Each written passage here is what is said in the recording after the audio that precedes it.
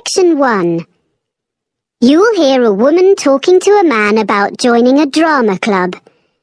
First, you have some time to look at questions 1 to 6.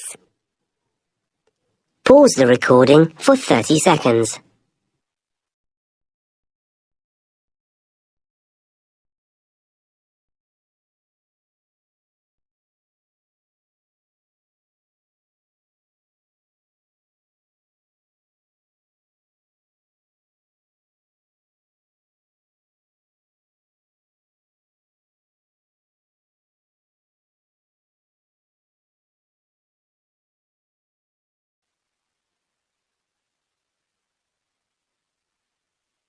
You will see that there is an example that has been done for you.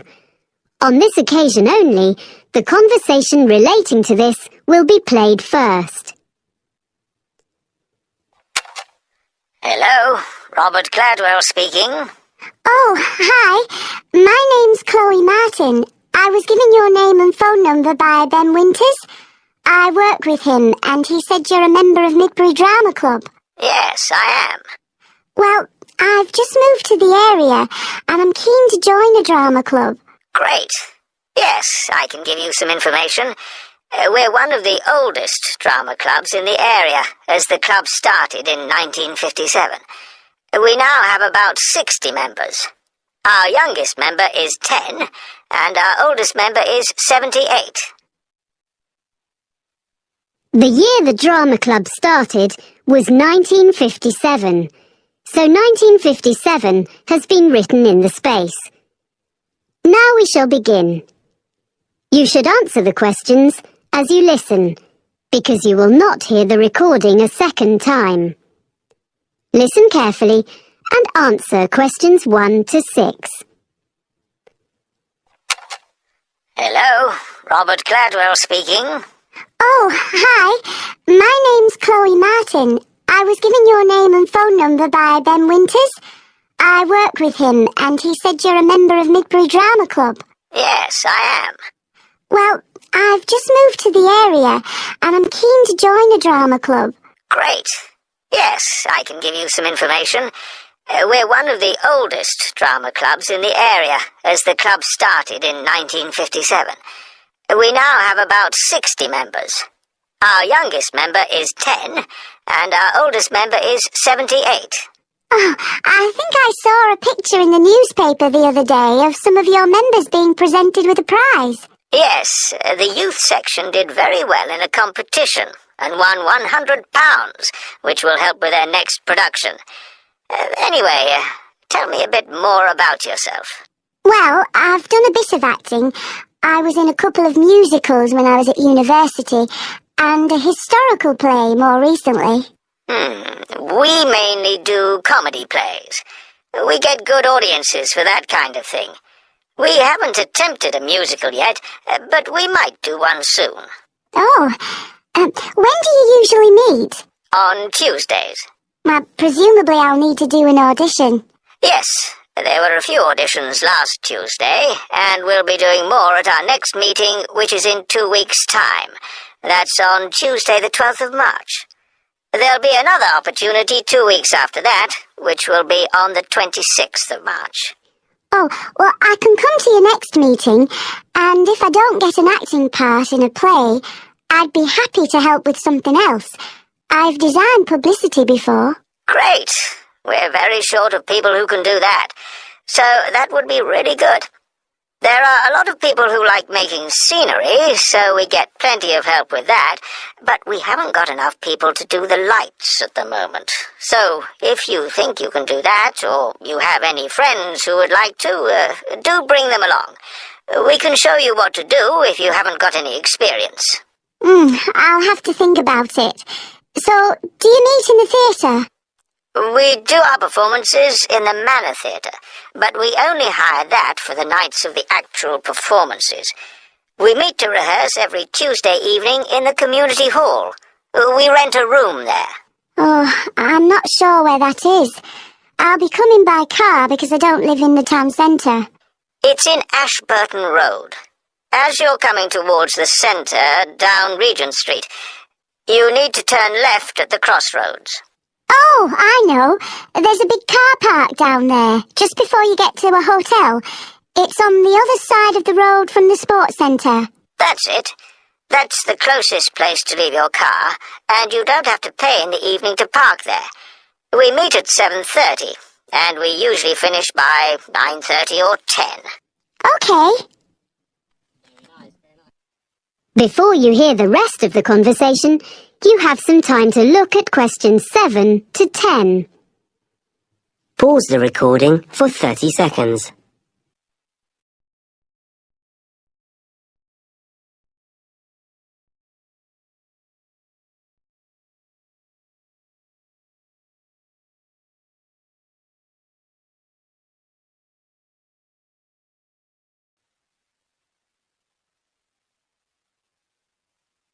Now listen and answer questions 7 to 10. I haven't mentioned that we have to make a charge. Everyone pays a subscription of £180 to be a member for a year. You can pay for the whole year at once, or you can pay £15 every month. It works out the same. There are reductions for retired people and under 18s, but I don't think you come into either category.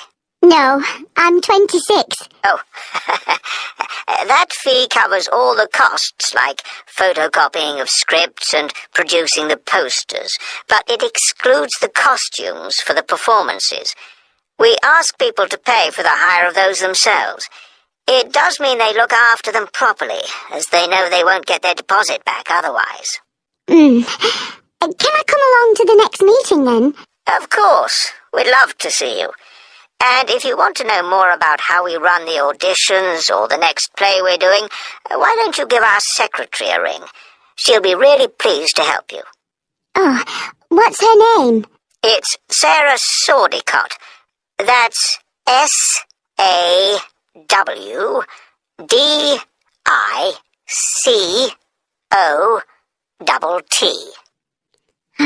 Got that. And her phone number? I've only got a mobile number for her. Just a minute. Let me find it. Yeah, it's 07955 240063. Great. Thanks for your help. That is the end of section 1. You now have half a minute to check your answers.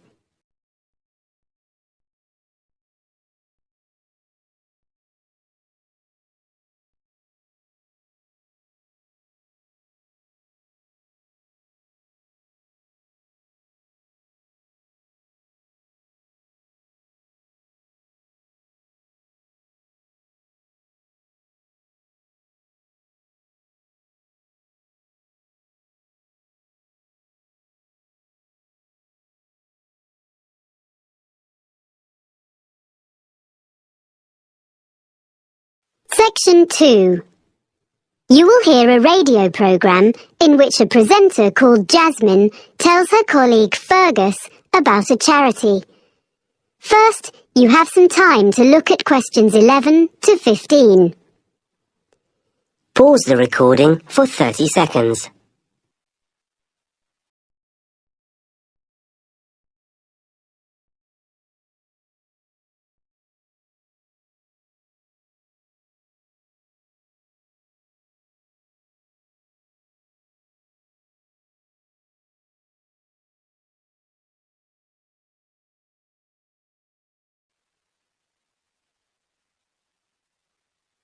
Now listen carefully and answer questions 11 to 15.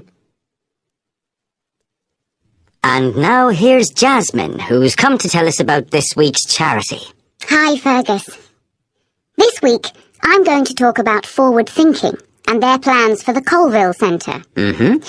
So, in recent years, people have realised how useful the arts can be within healthcare. The idea behind forward thinking is to use the arts to promote well-being. The charity develops projects for people with special needs and health problems, and also delivers training to healthcare professionals in using the arts, as well as supplying them with information and advice. Forward Thinking doesn't just run art and craft classes to distract people who are ill, or recovering from illness, but arranges longer-term projects and courses, as it's been shown that the arts can bring all sorts of positive changes in patients, including benefits such as shortening the length of stay in hospital and reducing the amounts of medicine they need. I see. Forward Thinking has experience of working with a broad range of people, from young adults with learning difficulties to older people in homes or daycare centres and people with physical disabilities. The organisation's been around since 1986, and it gradually expanded during the 1990s. Then, in the new millennium, it was decided to find a memorable name. So it's been operating as Forward Thinking for several years, in fact since 2005. It's quite a locally based charity, mainly for people in the southern part of this region, which includes all rural and urban communities outside the city of Clifton, which has its own organisation. There are, of course, some similar charities in other parts of the country, in London and so on. And what's the present fundraising in aid of? Yeah, well, the charity needs funding in order to buy the Colville Centre. This is a former village school, which was built in 1868. It was modernised and refurbished by the present owners last year, so it's ideal for art classes and for small social events, performances, seminars and so on. Forward Thinking is fundraising to purchase the building so they can use it to continue running classes and so on for the general public, and eventually also for some of the people they help. Before you hear the rest of the talk, you have some time to look at questions 16 to 20. Pause the recording for 30 seconds.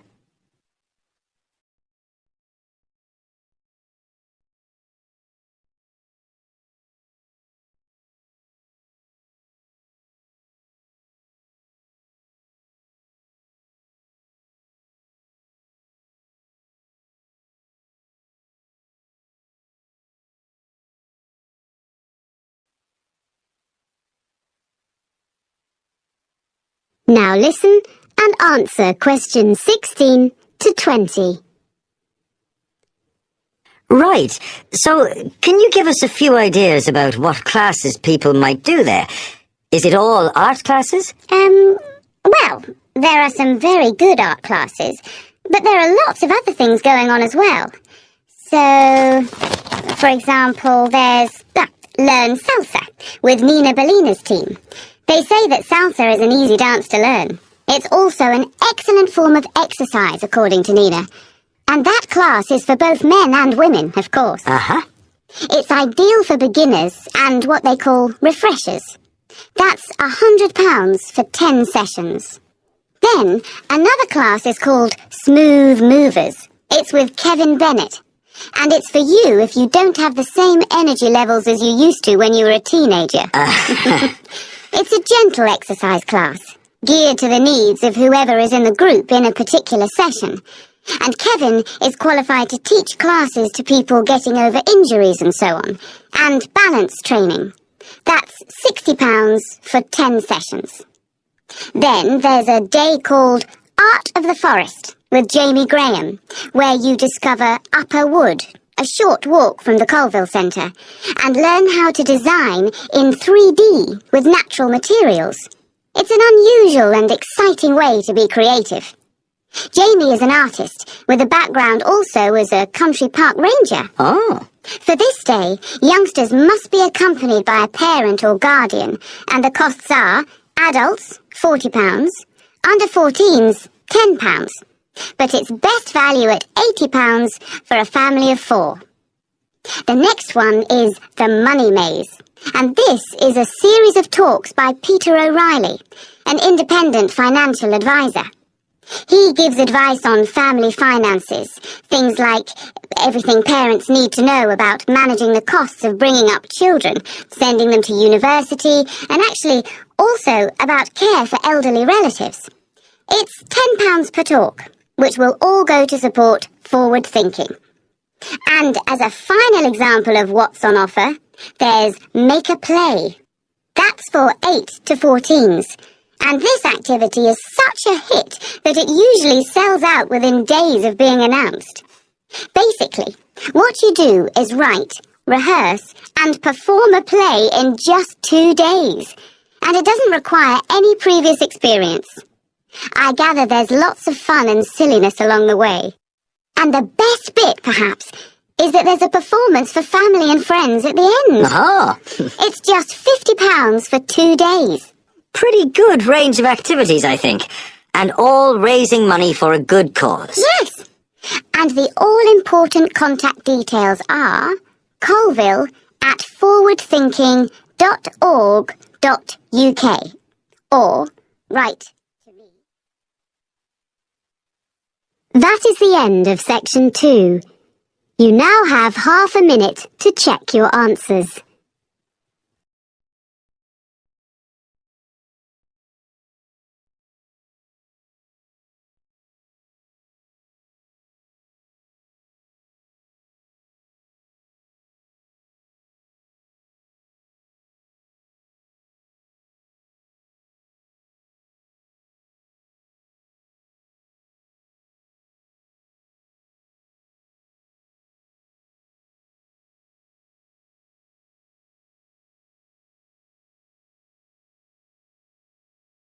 Section 3. You will hear 2 students talking to their tutor about a geography trip. First, you have some time to look at questions 21 to 26. Pause the recording for 30 seconds.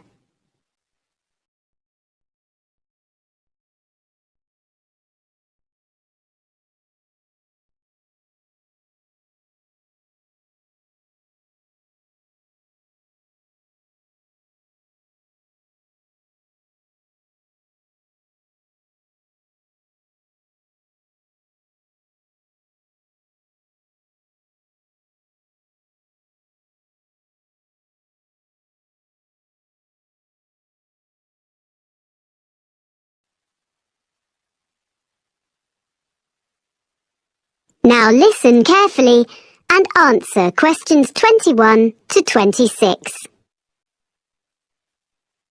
Now, Stefan and Lauren, you worked together on the assignment for your urban geography course, didn't you? Mm-hmm. I know you made a plan of what you were going to do before you went on the field trip. Did you stick to it? More or less. Okay. So where did you start?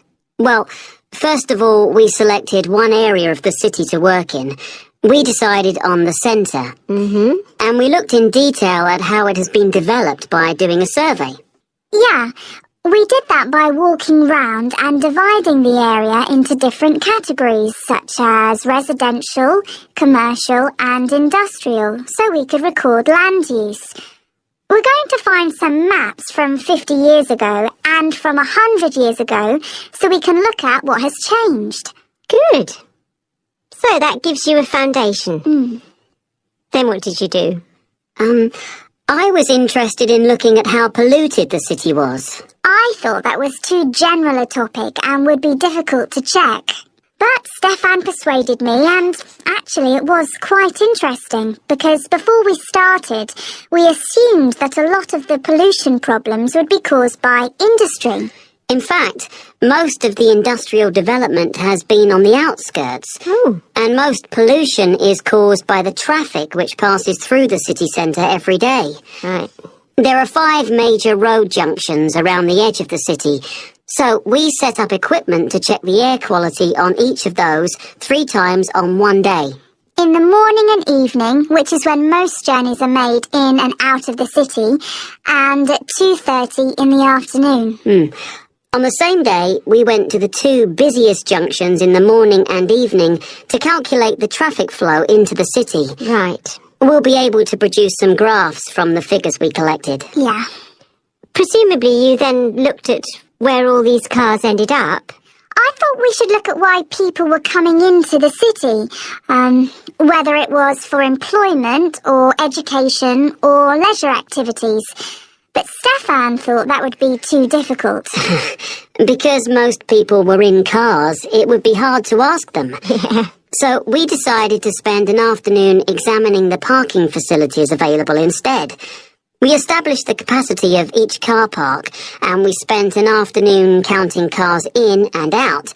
So we have an idea of how long people spend in the city centre. So, do you have evidence that most journeys are made by car within the city centre? We checked local government statistics to see if that was true, but they were inconclusive. Everything is quite close together in the city centre, and there are wide pavements, so you would expect people to walk from one place to another. So we chose a number of locations and we noted how many pedestrians passed a particular spot. How did you choose where to do that? Oh, we stood at 2 places in the business district. One in the shopping area, and the other was in an area where there are more tourists. Right. I thought it was really important to talk to people, so we carried out a survey on how people usually travelled into the city. We asked them about their usual means of transport. We found out that it varied according to why people were travelling. If they were employed in the city, they wanted to get there quickly. But if they were coming in for their leisure time, they didn't mind using the bus. That's all we had time for while we were there. Before you hear the rest of the conversation, you have some time to look at questions 27 to 30. Pause the recording for 30 seconds.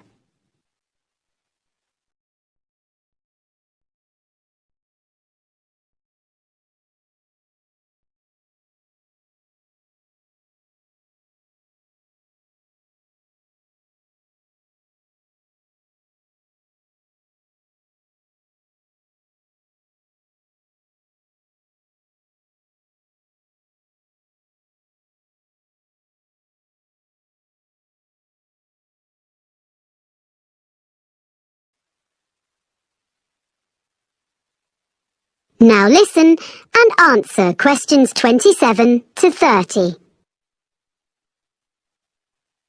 Okay, so shall we talk about what you're going to do next and how you're going to divide the tasks up? How are you going to present the data you've got? Well, some of the information can be presented as graphs or maps. I'm quite good at the software. You'd better do that then, Lauren. I'll help you check all the statistics before you start. Okay. It's good to present as much as you can visually. Is there anything else you can use as visuals? We've got a lot of photographs which we can go through. We both took them, so some will be duplicated. It's going to take ages to go through them all. Maybe one of us should just choose some. It's better if you collaborate. That way you'll end up with the best of what you've got. That's fine. We'll do that. And when the graphs and maps are done, you'll need to write a report, an analysis of the data. Will you do that together? I think that should be my responsibility if we're going to share the work out evenly. I can use some of Lauren's notes as well as my own. Okay. And finally, you'll be presenting your project to the rest of the group in a couple of weeks' time. We thought it'd be better for Stefan to do that, as he's got more experience at that kind of thing. I would prefer to have input from both of you, as I have to do an assessment. We'll take turns then. We'll divide it into sections and talk about a few things each. Good.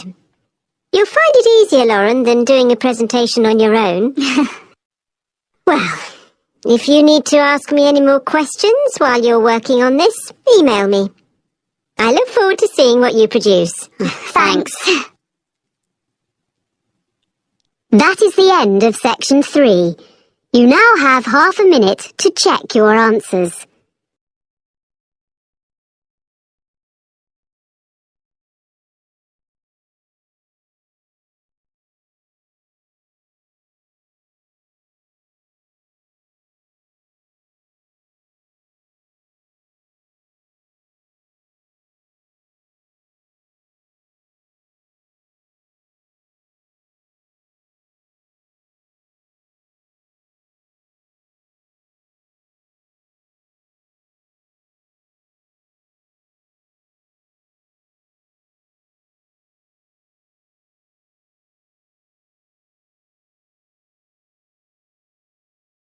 Section 4.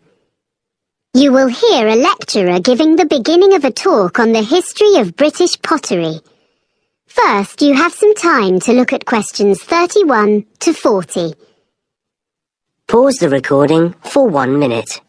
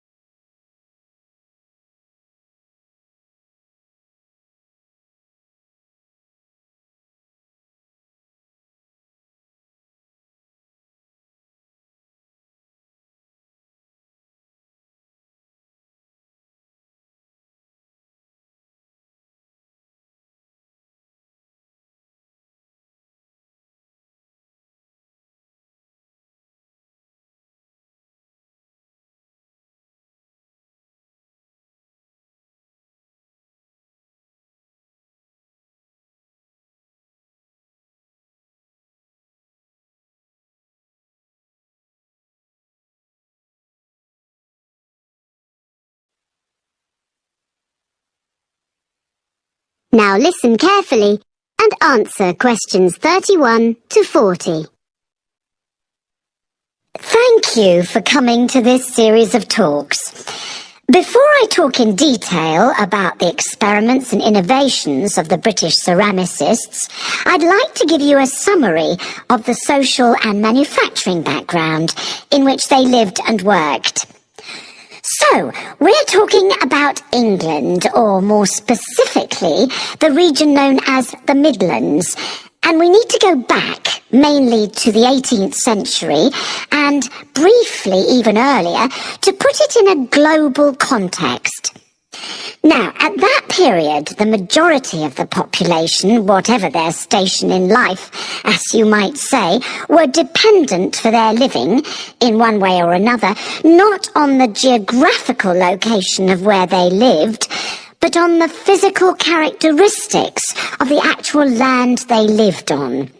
This is true whether we're talking about the aristocracy, the owners of great estates who incidentally had no snobbery about the concept of making money from all the reserves of coal or timber or stone on their rolling acres, or the farmers making a fat living from the rich soils. And besides these groups, and the less affluent ones, the deposits of iron ore and lead, the limestone and flint, and the brown and yellow clays also sustained the numerous industries in the area. It's important to recognise that it was already an industrial region and had been so for centuries. There were many Midland trades, some of them indigenous, some of them not. For example, there were immigrants from France who came as early as the late 16th century, and they were producers of glass. A century later, there is plenty of evidence that the variety of trades was enormous. There was brewing in Burton-on-Trent, silk weaving and ribbon making near Coventry, framework knitting around Nottingham, and of course, in Cheshire men dug the salt, as we still do nowadays even, which in that era was sent downriver to the estuary of the Mersey. Now, among these well-established trades, one of the oldest of the local crafts was pottery. As you will probably be aware, ceramics has always been a mix of science, design and skill. And a good potter is, in a sense, an experimental chemist, trying out new mixes and glazes and needing to be alert to the impact of changes of temperature on different types of clay. For 200 years, up to the time we are concerned with, potters had been making butter pots and pitchers and patterned plates, using the clay which was plentiful in the area where they lived, in a handful of North Staffordshire villages dotted along the low hills.